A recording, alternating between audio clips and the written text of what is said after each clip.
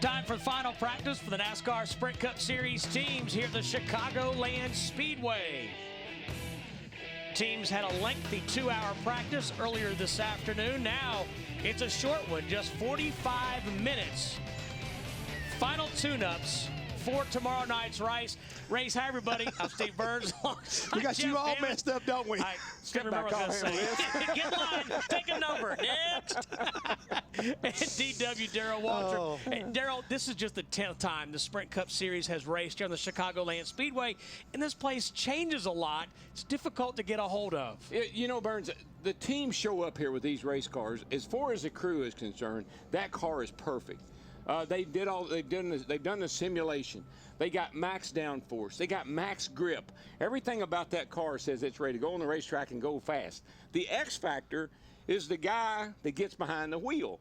The question is he going to like it or not?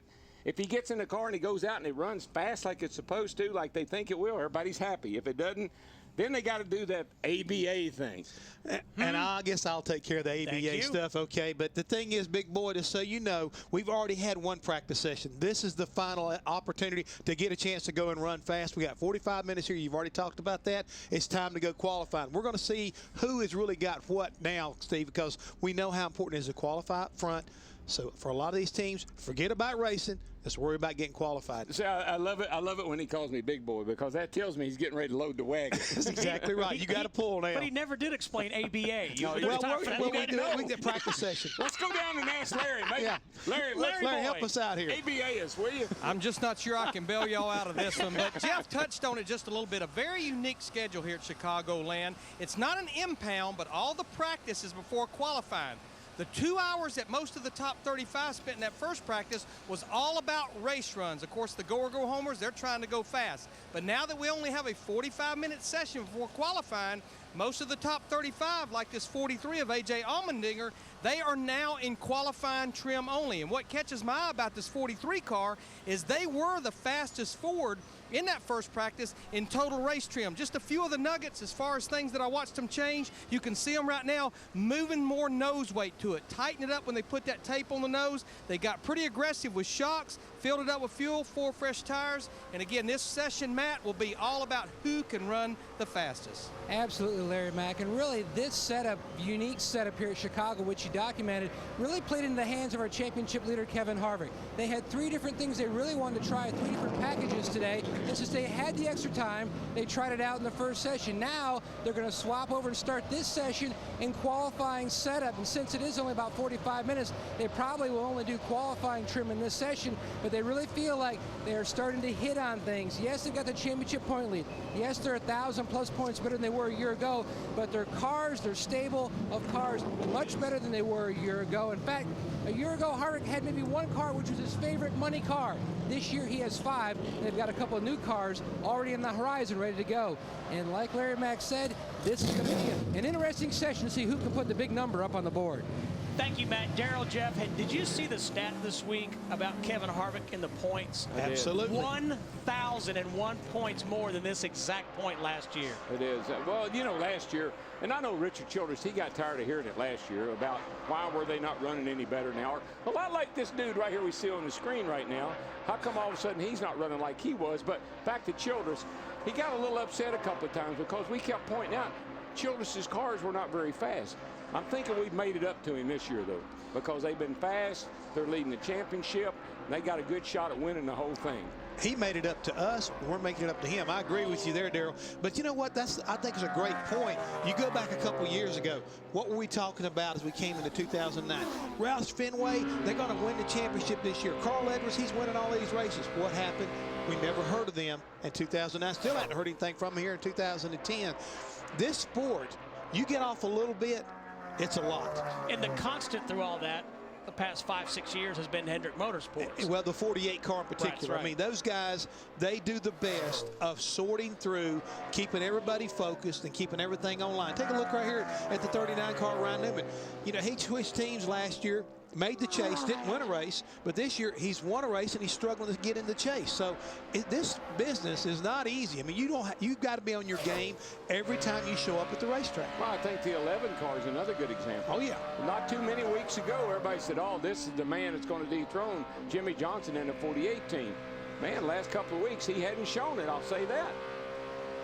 Darrell, it's one of your favorite shots right there. Look at the focus right there on Rondon. When he went off of that corner, he had that head down. He's looking, I got to hit my mark. I don't think I've ever watched, all the end cars I've ever watched, I don't think I've ever, boy, look at that bump he just hit there getting into one. I don't think I've ever seen a more intense driver, and this is practice. 31-35. I don't think I've ever seen a driver more focused and intense than he is when he's out there in the race car.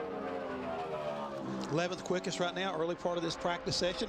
There's his teammate, Tony Stewart. Little pizzazz on that number 14 this week. That's a back-to-school look for the Office Depot car for office supplies. I like school it, too. supplies.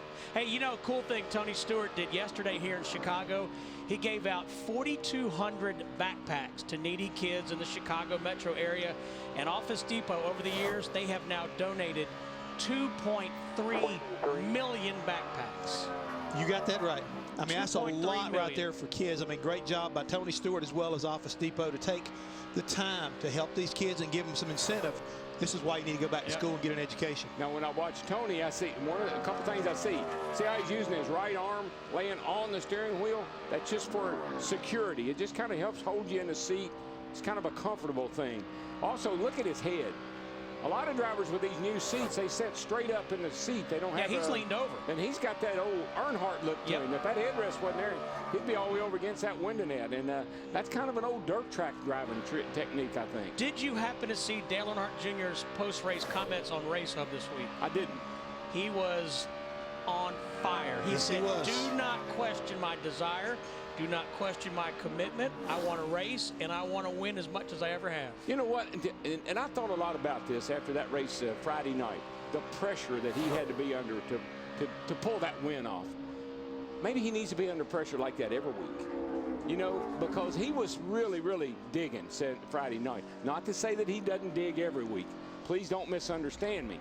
But sometimes a driver's got to have a reason, some incentive to get out there, a little extra incentive to get the job done. Well, but Darrell, I'm going to go back and challenge you this way. What I saw on Friday night and what he said leading into the race on Saturday night made me believe that the fire was there. He was trying to do it for his mother. Remember, she said, hey, go out, let's do the sweep this weekend, let's get it done. But when I heard that he did not have the same thing the 24 and the 48 car had underneath their car, it makes you wonder. You only can do so much, and you know as a driver, if I give you a car that does not work, you cannot put that thing on your back and carry it all by yourself. You can help it, but you can't fix it. Jeff and I talked about that on Race Hub as well. I thought Dale may have broken the code a little bit by saying we didn't have the same stuff. We, the 5, and the 88 didn't have the same stuff, the 24 and the 48. Thought you weren't supposed to say that. Go ahead, Darrell. Tell us. I want to hear that one. I'll get back to you on that. Saved by a commercial. Hold that thought. Let's go to break.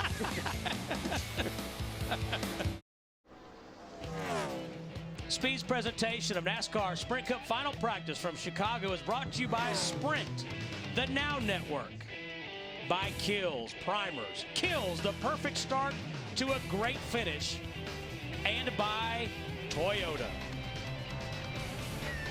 We're about 8 minutes into our final practice for the NASCAR Sprint Cup Series teams. As you watch Matt Kenseth, let's take a look at our track description of this 1.5 mile Chicagoland Speedway. And Jeff, Darrell, we made the point earlier today that these are people characterize these as cookie cutter racetracks. They are not.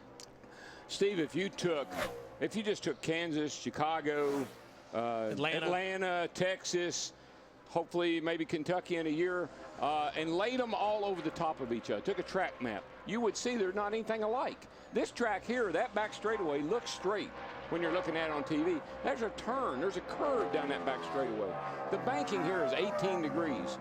I think Kansas is 12 degrees. Vegas is what? It's 18 or 20 degrees. So these tracks all have different personalities. Yeah, they all look alike, but they all have different personalities. Yeah. Denny Hamlin said that it does look alike. He said, but these corners are tight. Well, the corners are tight, and the other thing that you can never control is the fact the way the racetrack is here in Kansas. And what this track sees during a year's time as far as the winters and the summers is totally different than Atlanta or Texas or Las Vegas. Every track will react differently to the weather in its environment. And every track has a few bumps in different places too, like this one. And speaking of bumps, hey Larry, how's it going down there? I don't know how to take that, speaking of bumps. I'll just have to think about that. But you know, guys, I think it's been well documented. We're halfway through 2010. It's 8 races to the chase. Now, I think I can safely say there's one car that will not make this chase in 2010. It's the 19 car of Elliott Sadler. In fact, they're still looking for their first top 10 finish of 2010. But this week, Richard Petty Motorsports, remember Todd Parrott, who spent most of the year with Matt Kenseth, they took him off that car a couple of weeks ago. Now they've got Todd Parrott back with Elliott Sadler in this 19 car. And if you think back to the days of Yates Racing, Todd Parrott and Elliott Sadler actually had a pretty good amount of success together, winning some races. Yes, they did. And one other thing, too, I want to point out, last week at Daytona, when Elliott Sadler unloaded his 19 car, it was junk. I mean, and just to sum it up, I mean, he did not like it. They were not very fast. He couldn't get very many laps on the racetrack. I looked down there. Here came Todd Parrott, and Todd works in the R&D department, works very closely with the Speedway group. He started working on that race car, and by the time they dropped the green flag Saturday night, where'd you see that 19 car? Running toward the head of the pack. Yes, sir. You know, Elliott. We know Elliott loves Daytona and Talladega particularly. He does. And didn't look good until he got his car fixed like he needed it, but he was good in the race. Darrell, we were on board momentarily with Junior. You never answered the question. Well, here's the thing. Thank you. You have, if you go to Hendrick Motorsports, you have 2 basically shops. Those shops are separate. That's the 40, right. The 48 and the 24, they're in one shop. The 5 and the 88 are in another. Even though they're kind of tied together, they do different things. Crew chiefs do different things. They think different ways. So those 2 guys that were on the 5 and the 88, they decided to do something different than the other guys. That's really what teammates do. Normally, you kind of hope to get it all together by the race, but apparently they didn't. Matt. Steve, everything continues on according to plan for Jeff Gordon and Steve Letarte. In the first session, they ran 3 different setups on 3 different sets of tires. They felt the car was solid on every single one, so they're going to debrief when this is over and figure out what they want to go in that direction. In qualifying setup, he just went out and made a run 7th on the board. But Steve Letarte asked him, was the comfort there? He said, no, not there to run wide open. They're going to make another adjustment and go back out. But this is the latest, greatest generation out of the Hendrick chassis department. I asked Stevie, I said, is this just the next step up generation-wise or something new? He said, a little bit of both. We'll use this. If successful, we'll bring it back at Kansas. It's more of an intermediate deal, but if it wins, it'll go to Indy. He goes, if it wins, it'll go to Indy some way, some shape, some form, because we really feel confident about the direction we're going. And see, the 48 said the same thing. They've got a new chassis here. They've got a new latest and greatest car here, too. So there's out of the same shop. But I'm saying that's what Dale Jr.'s quote was after the race. He said, I looked at the 24 and the 48, and I thought, wonder why we don't have that stuff. But here's the thing. Looked at it before the race, too. It didn't like they held any information back. You're saying he had that opportunity. They debrief, and they say, here's what we got, and here's and you know this, Jeff, as a crew chief, you're going to sit there and think, we ain't got what they got. And sometimes that works out really well, but sometimes after the race over with, you say, I guess we should have had what they had. Meaning it's your choice prior to the race. Exactly. They could have put the same things in their car. You're saying it wasn't a secret? No. Not a conspiracy. No. That's the first time I believe you've ever said that there's no black helicopters. No, they're still around, though. I saw a red one the other day. They're starting to disguise them now. Okay, just changing the color on them. The black went to red. Yeah. Didn't have any other markings on it? Nope. I saw the people riding in it. They're right up in the front with binoculars. And where did you see this UFO? This was at what race were we at last? Or maybe you couldn't say. Daytona? Yeah, I was at Daytona. That was a traffic chopper he saw. That's traffic chopper. Okay, we're going to go to break right now. We're taking a look at Mike Bliss right there. When we come back, we'll see Paul Menard's is the fastest cat here at Chicagoland.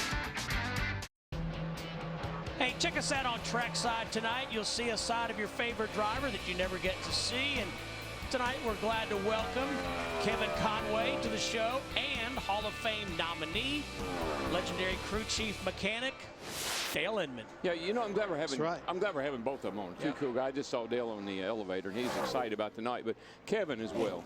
Kevin is a good kid. I don't think people know a lot about Kevin. Be a good chance for people to meet him tonight, get to know something about him, who he is. Yep. He's a very good kid.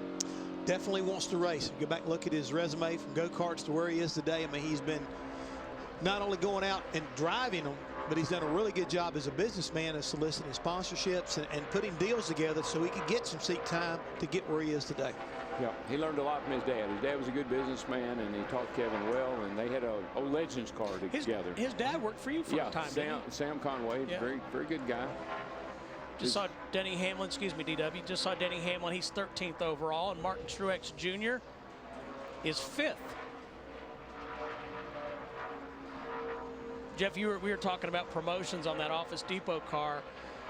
Martin Truex Jr., I understand you're going to be able to listen to his in-car audio, and they have a promotion. Oh, yeah, I like it. He will sing the jingle to Napa Know-How if 1,000 people sign up. Yeah, that's pretty wild right there. I mean, the fact that the guy's willing to do that. Pace lap. Yeah. Put me in, I'll sign up. Well, all you have to do if you want to sign up, just go to www.nascar.com, Napa Truex scanner, and register your vote. Or I think you can go to the Napa site as well. You can. Sounds good. I like that. But can you imagine how funny that would be? Yes. Him singing? Yes, I can. About like Daryl. Hey, easy. Moments ago, Kurt Busch got that car down along the bottom, and it doesn't look like much at home, but it was to Kurt. She got over on the Packer there. Yes, she did. You never did tell people what ABA meant. Yeah, you didn't. Or maybe you don't know. I thought you knew. Okay, for those at home, Mr. Walter wants to know what ABA means. We're going to start out this practice session with setup A, which means these 4 springs with these shocks, sway bars, and track bar location with this amount of wedge and nose weight. You're going to go out, you're going to run it. When you come in after a certain number of laps, whether it's 1 or 2, we're going to change it and put the B setup. 4 of the different springs, 4 of the different shocks, bar, the whole thing, etc. So you got an A setup and a B setup. When we get done, I'm going to say, okay, driver, which one do you think you like? And he's going to say, not too sure. Okay, we're going to run A one more time. Let's see if you like it better. Then after running the ABA setup, exchanging the thing 3 different times, we'll make a decision which setup or an adaptation from that setup that we're going to wind up with. So it's not where Julius Erving began his professional basketball career. No, it's not. Yeah. No. That's well explained. Was that okay? Yeah, except that I always just wanted to go to C and D and E and F. That was the problem there. I don't like A and I don't like B. You know. Well, Juan Pablo Montoya has been fast. Right now he is 3rd quickest, but spent some time atop the leaderboard. In fact, he just jumped up again. You saw him right there. He cut that corner down across that front apron right there, trying to get every little bit of speed out of that 42. And you know, Daryl, we mentioned it earlier, but 179 miles an hour. Yeah, I just saw that. 30:07 seconds around the racetrack, 179.5. And, you know, the speeds will pick up later on. I get her to say when the track later on in qualifying, I mentioned that earlier, the luck of the draw could have a lot to do with who winds up sitting on the pole, because Marcus Ambrose and Kurt Busch and Brad Keselowski are the first 3 cars, as well as our 4th place guy is the 42 as our fastest car now. Montoya will go out then, but you go all the way back toward the back of the pack. You got 29th, you have Tony Stewart, Casey Kane, and then Dale Earnhardt Jr. later on. So you don't want the early draw? I don't. No. But you know how we'll know how this car right here, the 5 car, is running? 38. Remember last year, every time he hit the racetrack, where did he go? First lap on the track. Yep. Fast. Straight to the top of the chart. We haven't seen that this year. Right now, he just completed that run. He moved up to 6th quickest. Yeah, Mark led 195 laps here 1 year ago. Yeah, and Mark told us in a little meeting we had, he said, I like to go out and put a hurting on them right from the get-go. And that's something they're lacking. They haven't been able to do that this year.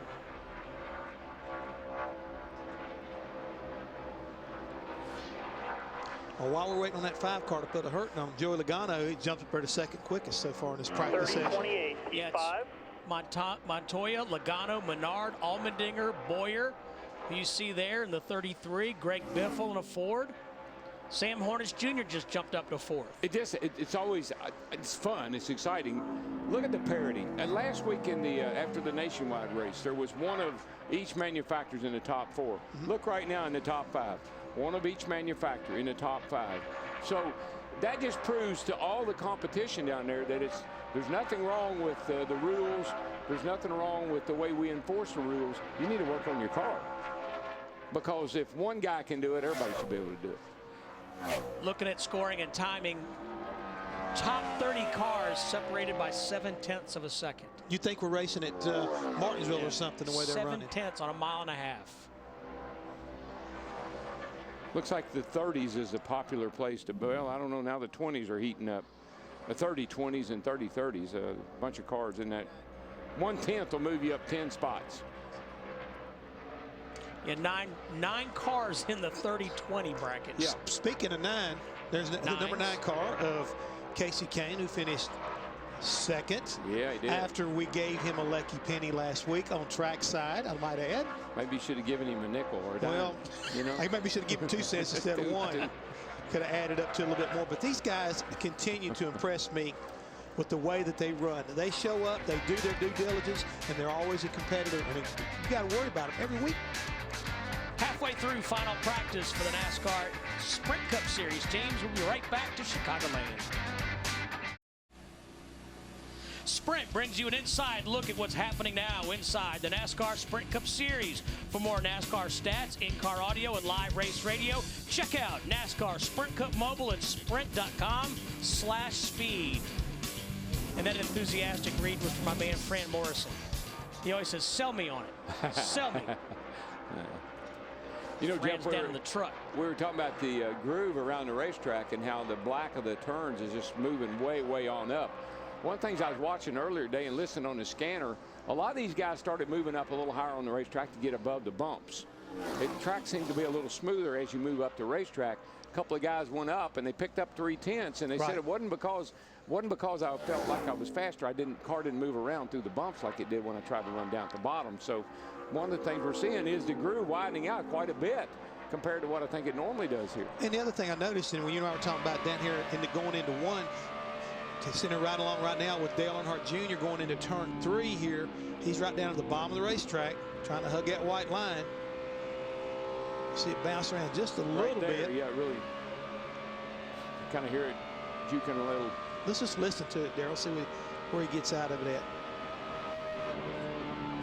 What's that old motor? She's screaming, was she? And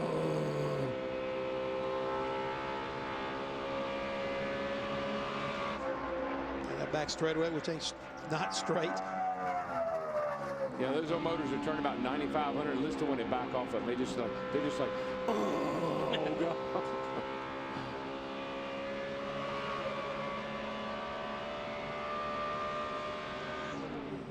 Cut her clean. Cut her clean. Bring her in. Let me check them plugs. Darrell, was it last week we were talking about, you said when you drove for Robert Yates? 30-88 and a 30-85. Over in Japan? Let's get you stickered up. Yeah. We were talking about right, getting a cut. Yeah, well, a clean cut, normally you're running wide open and you reach up and you hit the kill switch and cut the engine off, clutch it and cut the engine off at the same time.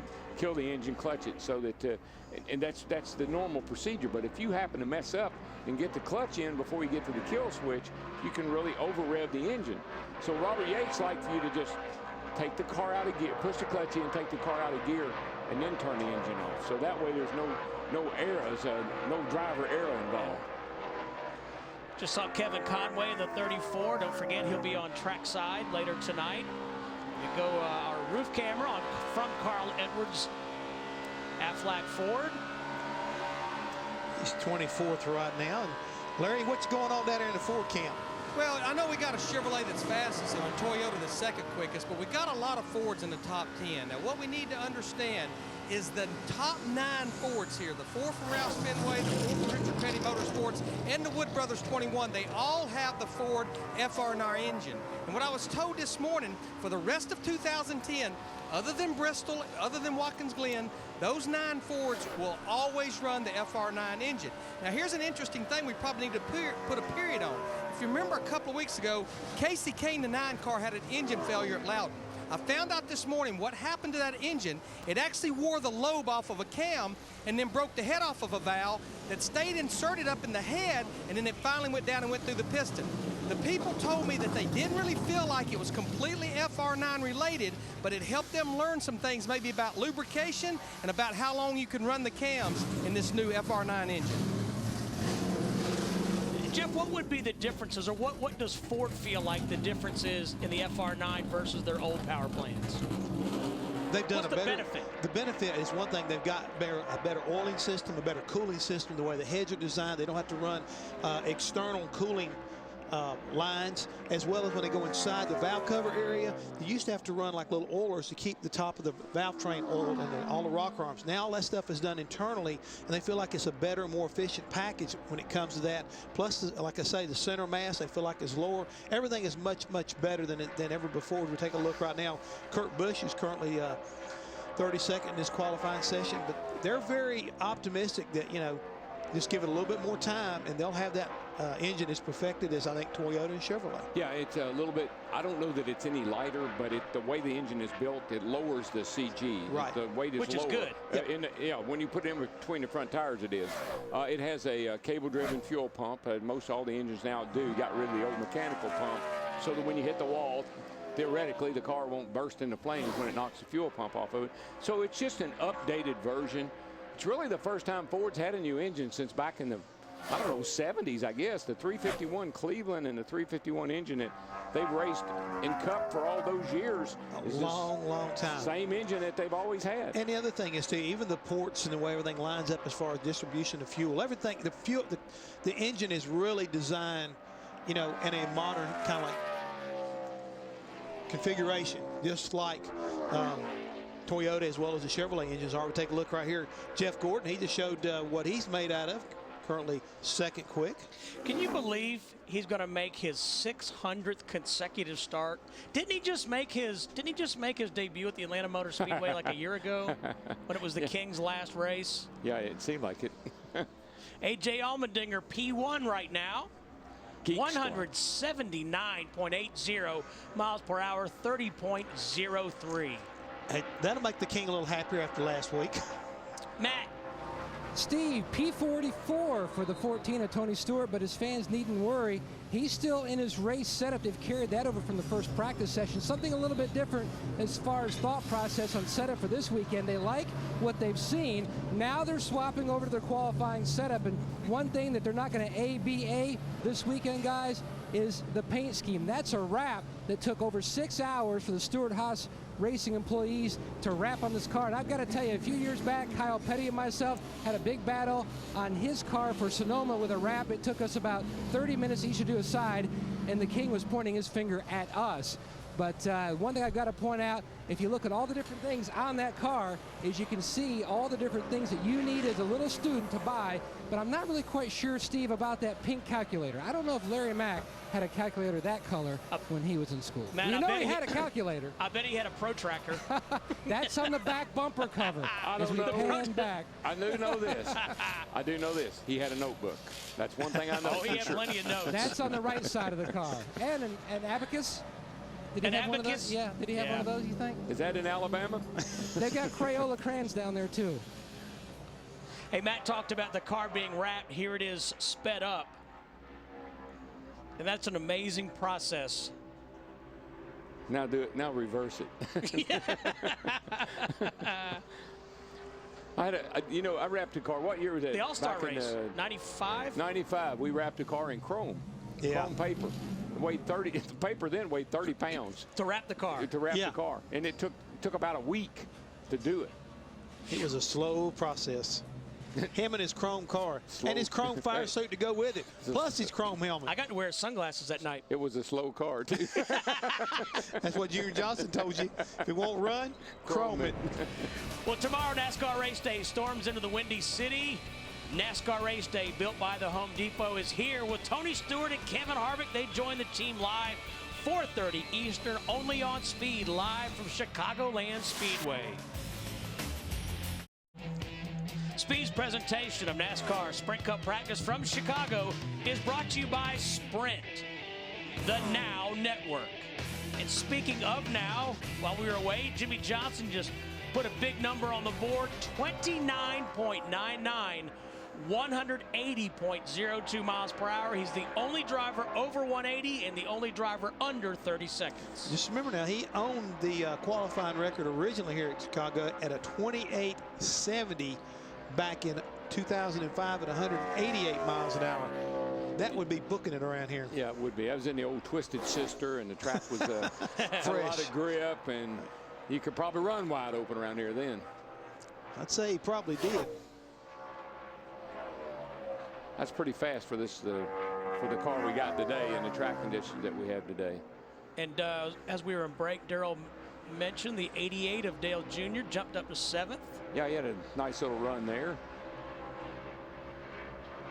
Carl Edwards is up there in 8th. Martin's 5th or 9th in the 5 car. Yeah, we were listening to him during break, and he was saying this car felt pretty good, but was loose. So maybe they can tighten it up a little bit. He can find some more speed out of that 5. Martin Truex Jr. just 21st, but he jumps up to 3rd as he shuts her down. You know, Pat Tryson got him tuned up today. That's some Napa know-how, right? He wants to be up front when he sings that song. You know, I just noticed, too, the top 28 are now separated by less than 4/10. Not long ago, it was 7/10. Going back a little bit further, you mean the whole field is getting closer and closer. I mean, we're only talking about like 6/10 of a second between 40th and Jimmy Johnson and first. I mean, that's 6/10.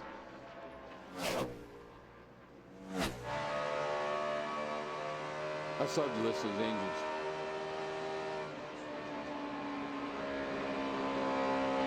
Darrell, when he rolls out of the throttle there, when he gets off that gas pedal, how far back is he off of it? You know, I always... Pretty good, man. I always like to get all the way off. Oh, pretty good, my foot. Yeah, I gave up too much in 3 and 4. No, you didn't. Second time. 200. Okay, it was a 7:30 on your time lapse. Your get up to speed lap was a 7:14. The 29.94 P1. Teammates right out there behind him, but I always like to get off the throttle but get back into it wide open when you're on a qualifying run now. But some of these guys like to feather up out of it. That's what I meant. And never get all the way out of it. Just ease out. But the car never seems to take a set when you do that. It seems like you really got to fight with the car when you stay, if you don't get out of the throttle and let the nose kind of fall and take a set. The only thing I would say about that is Juan Pablo Montoya says, hey, teammate, get you some of this. 29.83, 181 miles per hour. One of the guys were telling me, Darrell, that you don't really want the car to get up off the springs. You want to keep it loaded so that it keeps it planted and all the bars loaded. So it's a little bit different driving style based off of this chassis configuration now. I'd say you're probably right, Jeff, and I'd say that's why we hear about trail braking and things of that nature. You do drive these cars with the bump stops and all that stuff. You do drive them a little bit differently. But back not so long ago, you kind of got out of the throttle, let the front take a set before you tried to turn the corner. So probably do drive them a little differently. Let's see what Kurt Busch has here. He has been on the right side of the scoring monitor. And he picks up 13th overall. 30-19. Steve, when you look down that scoring monitor, look at the number of times that guys are almost, running the same speed. 30-13, 30-15, 30-17. I mean, it's just like boom, boom, boom. There's 4 cars at a 30-28. But look at also the other thing, Jeff, is look how many laps people run. They've only run made 2 qualifying runs. What do we say at the very opening thing? You're focusing on qualifying. No time to be making long runs. We see a couple of cars that maybe made a couple long runs, like maybe Hamlin and David Reagan ran 12 laps this practice, but they're, now they're back on this qualifying mode, just like Montoya. They've run 5 laps. Allmendinger's only run 3. Newman just picked up from 44th to 25th. Juan Pablo Montoya is the quickest. I used to like it when Sterling Marlin would say, "I'm gonna go out and give me a bullseye lap." Bullseye. A what? Bullseye. Sunday, the NASCAR Camping World Truck Series invades the Hawkeye State, and we're there for all the 3-wide, door-to-door, full-throttle excitement. Don't miss the NASCAR Camping World Truck Series in the Krista Voter 200, live from Iowa Sunday at 1:30 Eastern, only on Speed. I'm telling you, she's paying you something. Yeah, what's up anyway? She's from Iowa, and Larry Mack got tired of me saying that earlier. Oh, yeah? Well, she's proud. No, I'm proud of her. Yeah. She does a great job. Larry Mack. Well, I don't think Juan Pablo Montoya is from Iowa, but he is the fastest at Chicagoland Speedway. Juan, this is becoming a reoccurrence. You guys are fast on Friday. You went straight to the top of the charts. Well, the target shape is pretty good. We're decent on race trim, not as good as we wanted to be, but I think we got a bit of an idea where we want to go. And qualifying trim, both cars seem to be pretty good, so pretty good.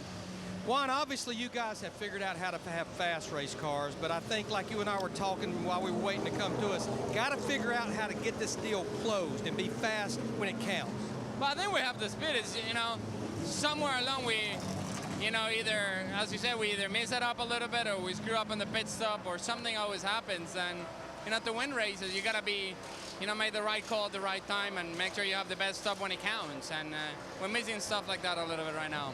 And we know where we're headed in 2 weeks, a place that you really want to get to that victory lane, don't you?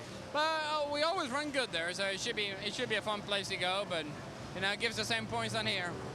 All right, well, good luck to you. Well, guys, I wouldn't count them out here this weekend, but definitely in 2 weeks, keep your eye on that 42 car at the Brickyard 400. Bet you one thing, bet he won't be speeding down pit road. I'm telling you, that was so sad. And I mean, there's no way. NASCAR's got those lights in the booth over there on the computer, and when you speed, the light comes on. It's not like they it's not arbitrary, no. Figure out somebody. The lights come on, it says you're speeding, you're speeding. Just remember one thing. The drivers asked for that speeding configuration, so they felt like other guys were taking advantage of them. So when NASCAR came up with it, no margin for argument or discrepancy or anything. So it's good for all. They give you 5 miles an hour. Give you 5 mile an hour. So it's not, I mean, if the speed limit is 50 miles an hour, they give you 5 mile an hour to 55, but they don't give you 55.0 something. 001, you get a ticket. Busted. So teammates Juan Pablo Montoya and Jamie McMurray are the fastest right now. Casey Kane, 24th prior to this lap. Let's see if he picks up. A little bit. 15th overall.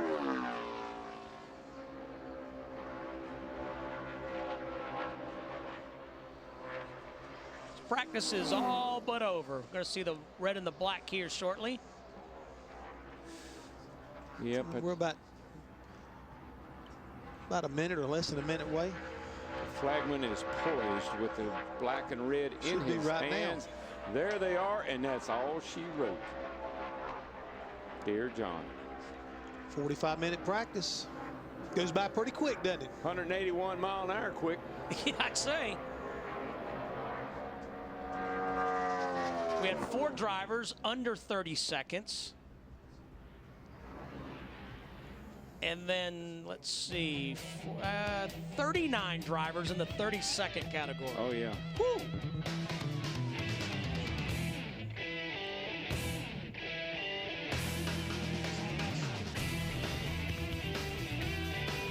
Sitting there looking at Greg Biffle, the fastest forward right now, and Juan Pablo Montoya, fastest. Him and teammate Jamie Murray, both are Chevrolets. We're going to take a quick break. When we come back, nationwide series qualifying from Chicagoland.